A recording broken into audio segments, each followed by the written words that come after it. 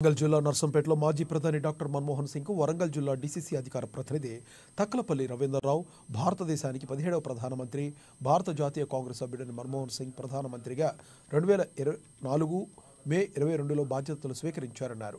అనేక అర్హతలు ఉన్న 1991లో ఆర్థిక శాఖ మంత్రిగా పనిచేసినట్లు తెలిపారు.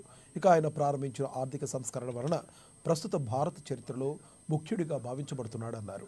ఇంతటి విద్యాసేవలో అనుభవం కలిగిన ప్రధానమంత్రి ప్రపంచంలోనే లేడంటే అతిశయోక్తి కాదన్నారు. 10 ఏళ్ల పాటు దేశాన్ని సుభిక్షంగా పాలించిన ఏకైక ప్రధాని మరణించడం చాలా బాధాకరమన్నారు. డాక్టర్ మన్మోహన్ సింగ్ గారు నిన్న పరమపదించడం భారతదేశ ప్రజానికానికి తీరని లోటు. ఈ భారతదేశ ప్రజలందరిలో కూడా చెరగని ముద్ర వేసుకున్న మహోన్నత వ్యక్తి, ఆర్థికవేత్త, ఆర్థిక సంఘ సంస్కర్త, ప్రపంచ దేశాలను తన వైపు చూసే రీతిలో ఆర్థిక సంస్కరణలు తీసుకొచ్చిన మహోన్నత వ్యక్తి డాక్టర్ మన్మోహన్ సింగ్ గారు. వారు నిన్న మృత్యువాత పడడం చాలా బాధాకరం.